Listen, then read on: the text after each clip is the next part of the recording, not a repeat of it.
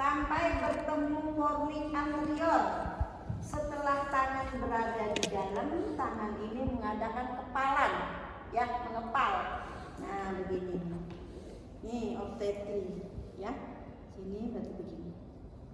Kita kompres, kita tekan selama 5 menit. Bila terjadi kontraksi sini, pompa.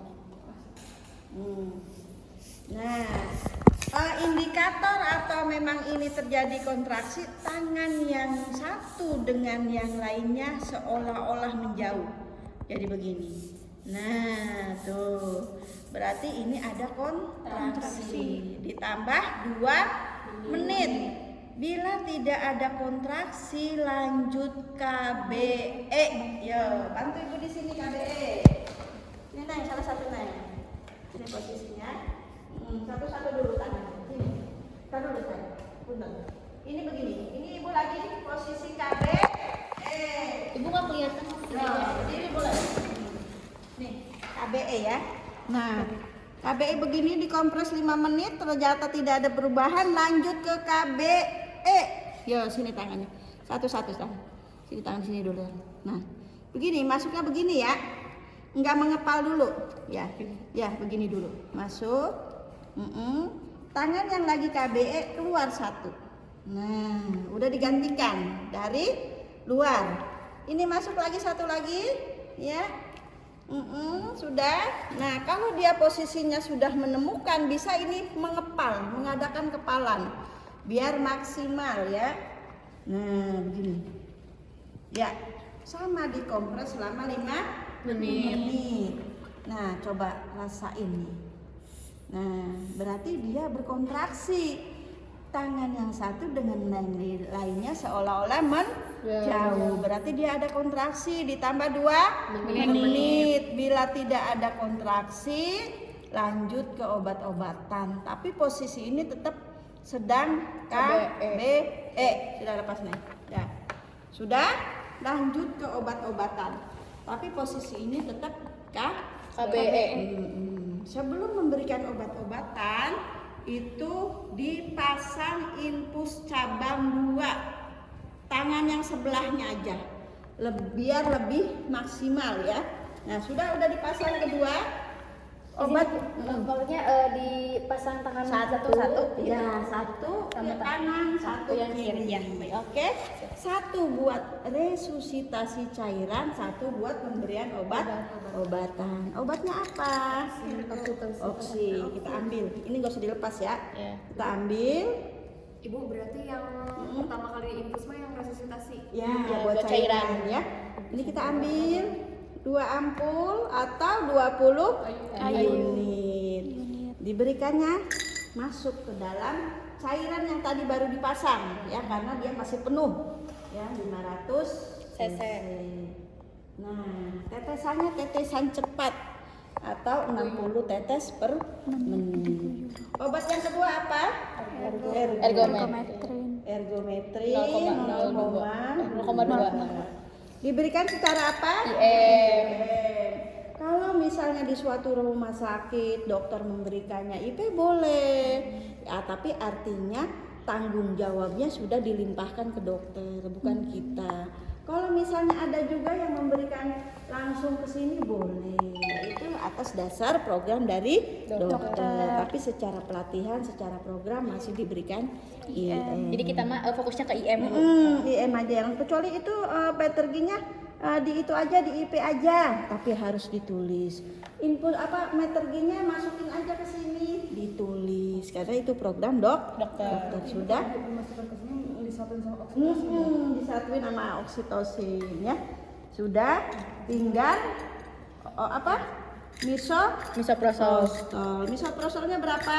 400 mikrogram atau 2 tablet ya, dimasukin. Ibu punten maaf ya, sudah. Tadi sudah oksitosin, sudah metergin atau ergometrin, sudah misoprostol.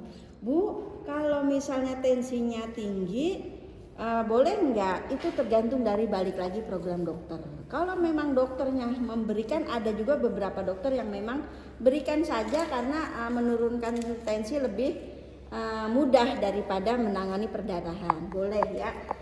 Tadi udah dikatakan waktunya kapan untuk ganti ini. Itu tergantung ini habisnya. Kalau kedua 2 ampul lagi.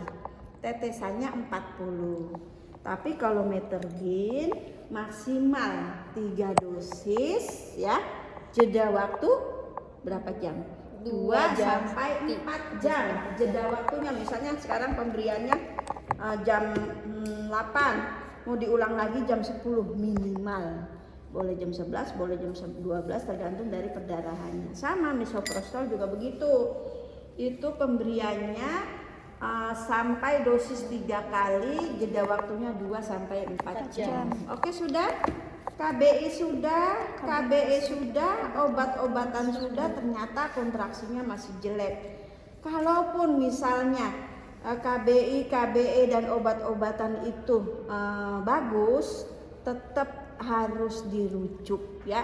Jadi indikator rujukan itu harus memasang apa? Memasangkan kondom kateter, apalagi kalau misalnya kontraksinya masih lembek-lembek ya. Jadi kita lanjut lagi ke KBI ulang, kedua. atau KBI kedua, masuk lagi tangan secara obstetrik sampai bertemu fornik anterior. Sudah posisinya lagi KBI ceritanya. Yang lain menyiapkan kondom kateter. Kondomnya ini. Kondomnya yang tadinya fungsinya sebagai alat kontrasepsi sekarang berfungsi untuk apa? Untuk memaksimalkan atau menambah kontraksi. Sini ya. Bu, misalkan nggak ada penolong kedua, tadi kan harusnya KBI lanjutan, sedangkan harus nyiapin ini. Boleh nggak? Itu gimana? Apakah keluarga? Nggak boleh. Makanya harus teriak, harus minta tolong paling minimal 2, minimal itu. Makanya sekarang itu dulu IBI itu rekomendasi untuk menolong persalinan itu 4 tangan. Sekarang harus 6 tangan. Yaitu karena nggak setiap yang normal itu menjadi normal, ya kan?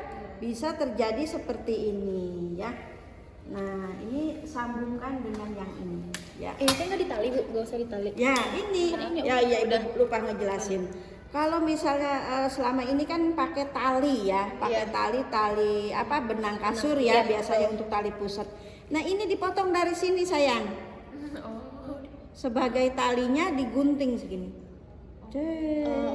Nah, di sini. Ini udah kuat ya. Sudah. Ini begini. Nah ini udah. Tadi teman kita sedang apa? KBI kita siapkan. Ini masuknya kalau banyak teman kita banyak yang membantu boleh menggunakan ini. Nah SIM. Ini satu pegang. Ini satu pegang. Nah, terlihatlah ini. Ini masuk begini. Ini kan biasanya mulut lahir kelihatan ya, mulut rahim ya.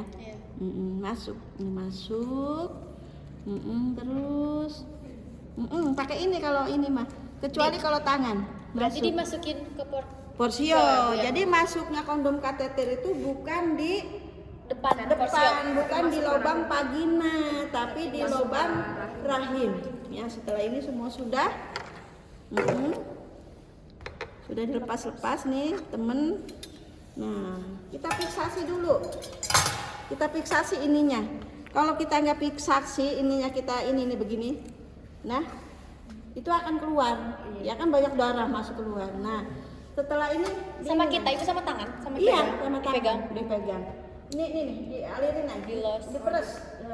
Dilos diperes. Nah, terus diperes sampai dia terisi. Di situ keluar 200 sampai 300. Cuman sampai 200 sampai 300. Boleh sampai 400 kalau ini. Ini menggelembung. Berarti sini ini kan udah berisi cairan nih, cairan tadi yang dikeluarin ini udah terfiksasi mulut rahimnya. Nah tinggal difiksasi dengan ini, ya, masuk ini dimasuknya kemana, Bu? mulut rahim saja, bukan masuk ke dalam rahim. Karena dia kan untuk memfiksasi ini biar jangan keluar, gitu ya. Menahan. Tapi kalau balon kateternya mah dimasukin ke mulut rahimnya. rahim. Nah, kalau dia misalnya terus ini naik. Ini nih kalau dialirin ini akan penuh ya. Nanti mengelilingi dinding rahim di sini. Kalau sudah terisi semua, cairan yang di sini akan berhenti. Berhenti dia. Nah, berhenti, sisa yang tadi 1-2 yang kosongnya jangan jangan dibuang. Pada saat dia sudah berkontraksi, ini ini air yang di dalam tadi akan keluar, akan balik lagi Ke sini, Bu. iya. Kenapa bisa kayak gitu, Bu? Iya emang begitu. Nah begini. Nah ini kan udah terisi semua Neng. Nah ini kalau dia berkontraksi, air yang di dalam akan terdorong. Oh, pulang lagi. Ya, tandanya dia rahimnya sudah bagus, sudah mulai Nah air yang di dalam kan akan terdorong dia.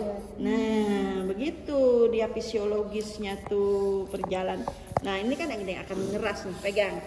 Nah otomatis cairan yang di dalam akan masuk lagi. Itu tandanya rahimnya berkontraksi. Begitu, oke? Nah, jangan lupa untuk merujuk pasang dower kateter. Ya, pasang dower kateter nih. Untuk apa dower kateter? Buat Untuk apa? tidak mengganggu kontraksi ya. Pertama untuk menampung, pasiennya kan nggak ada mobilisasi. Takutnya kalau dia nggak dipasang dower kateter, dia urinnya kemana-mana. Yang kedua untuk mengukur intake dan output. Jadi kan dia kan masuk cairannya berapa, keluar darahnya berapa. Jadi harus diukur. Kalau misalnya, yang masuk banyak, yang keluar sedikit, mesti dia ada cairan kemana nih? Itu akan menjadi udem paru. Kalau misalnya yang keluarnya banyak, yang masuknya sedikit, akan terjadi dehidrasi. Bisa terjadi Bisa terjadi gagal ginjal. Makanya air yang keluar dan yang masuk harus diukur, dihitung. Makanya namanya intake dan output.